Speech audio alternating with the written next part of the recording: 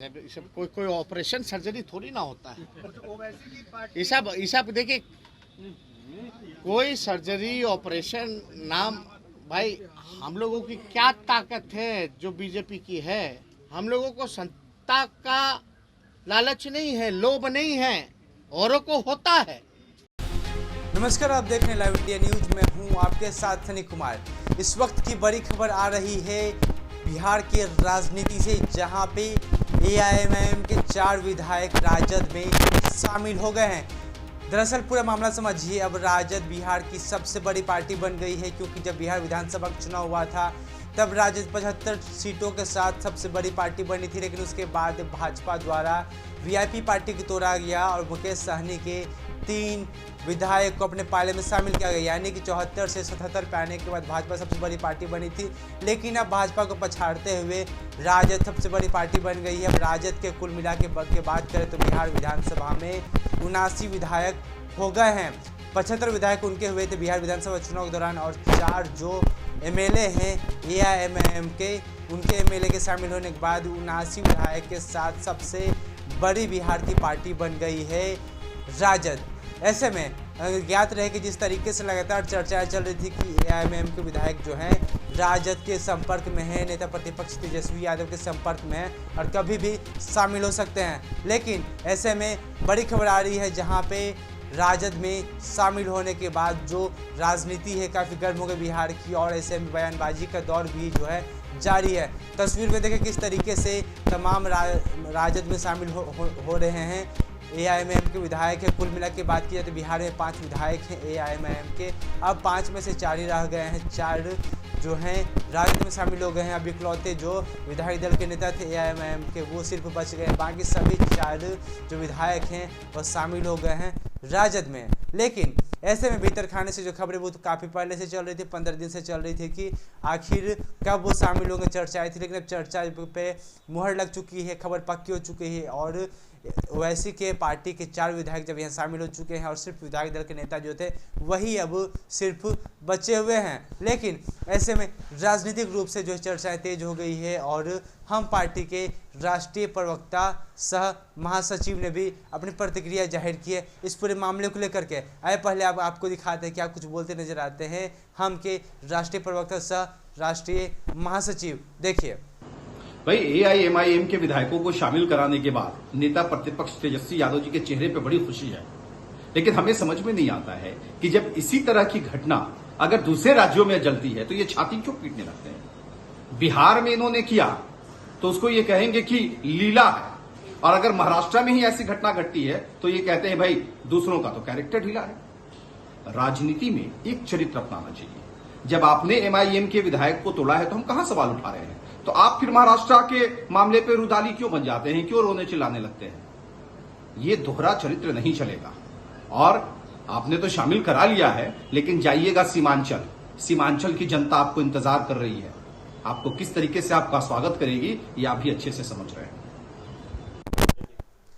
आपने देखा साफ तौर पे जिस तरीके से राजद में शामिल होते हुए नजर आ रहे हैं ओवैसी के पार्टी के 4 विधायक, यानी कि 5 में से 4 विधायक जब राजद में शामिल हो गया, इसी के साथ राजद बिहार की सबसे बड़ी पार्टी बन गई है। और ऐसे में एक साथ 2 निशाना लगाते हुए राजद नजर आ रही थी। सबसे पहली बात यहाँ पे ये है कि ये बिहार के सबसे बड़ी पार्टी बन गई राजद।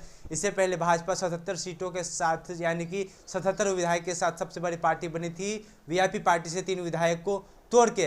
लेकिन अब राजद ने वैसी की पार्टी को तोड़कर 5 में से 4 एमएलए को अपने पार्टी में शामिल कर लिया, इसी के साथ साथ सबसे बड़ी पार्टी बन गई है। वहीं सीमांचल में जो मजबूत पकड़ थी वैसी की पार्टी की, यानी कि एआईएमआईएम की, अब ऐसे में सीमांचल में राजद की स्थिति मजबूत होगी। और लगातार वैसी की पार्टी पर आरोप लगते रहे थे कि एआईएमआईएम राजद का वोट काटती है, यानी कि जो राजद को जो मुस्लिम वोटर है वो उन्हें वोट करेंगे, वो वैसी की पार्टी को वोट करते थे। लेकिन अब वैसी की पार्टी के 4 एमएलए शामिल हो गए। ऐसे में राजद किशनगंज के इलाका, कुल मिला के सीमांचल की बात की जाए या फिर बिहार की सबसे बड़ी पार्टी के बनने की बात की जाए, तमाम तरीके से राजद खुद को मजबूत पाएगी।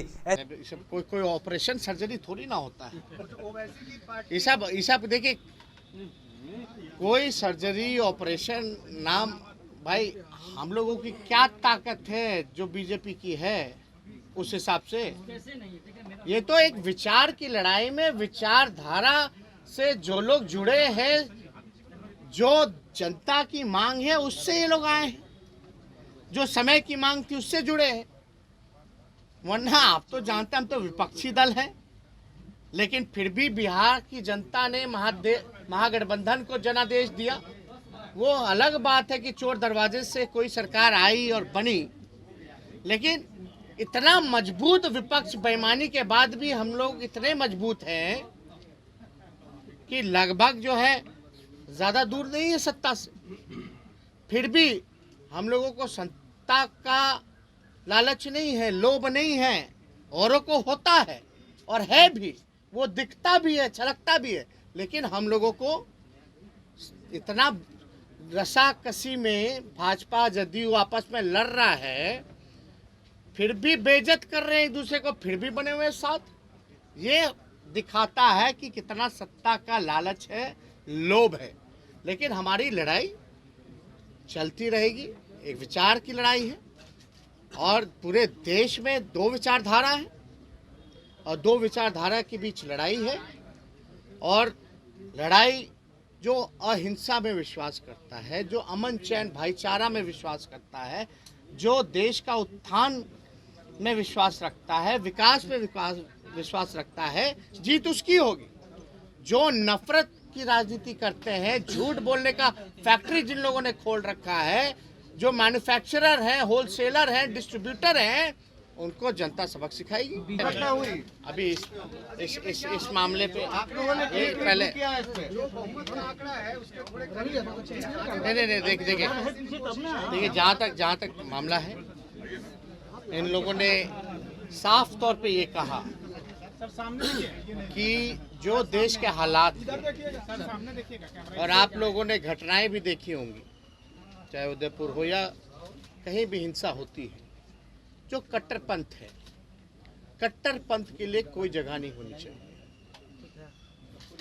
और हमारा साफ मानना है कि जितने सेकुलर फोर्सेस हैं या आने वाला जो पार्लियामेंट का चुनाव होने वाला है, उसमें भी हम लोग चाहते हैं कि जितने सेकुलर फोर्सेस हैं वो मजबूत हों, एकजुट हों।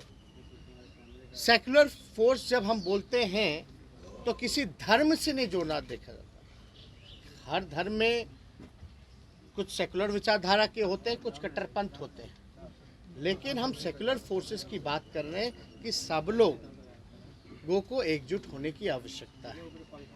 क्योंकि आज देख लीजिए, पहले से ही जनता देश की बेरोजगारी से, गरीबी से, लाचारी से, बेबसी से, ना शिक्षा है, ना चिकित्सा है। और जहाँ से ये विधायक जो चुन के आए हैं वो बिहार का सबसे गरीब इलाका जो कि सीमांचल है।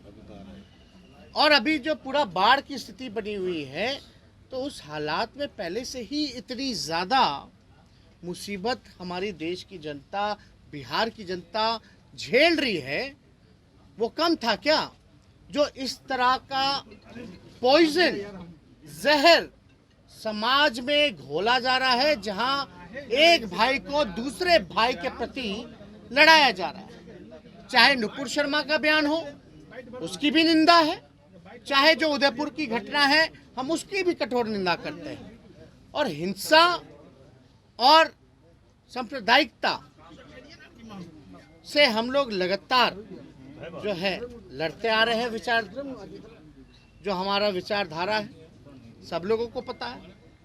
हम लोग सब लोग चाहते हैं कि देश में अमन हो, शांति हो, खुशहाली हो, भाईचारा हो। आज अमन छीन गया, चैन छीन गया, खुशहाली छीन गई। कोई वर्ग, चाहे युवा हो, महिला सुरक्षित नहीं है। लॉ एंड ऑर्डर की हालात आप देख रहे हैं पूरे बिहार में या पूरे देश भर में। आप स्थिति देख लीजिए, हर जगह क्राइम हो रहा है, गरीबी है, ना मजदूर खुश है, ना किसान खुश है, ना छात्र खुश है। तो इस हालात को देखते हुए सभी लोगों ने निर्णय लिया है और हम लोग को लेकर हमलावर दिखे। साथ ही साथ और भी राजनीतिक घटना होगी तो आपको हम बताते रहेंगे, लेकिन आप बने रहे हमारे साथ और देखते रहे लाइव इंडिया।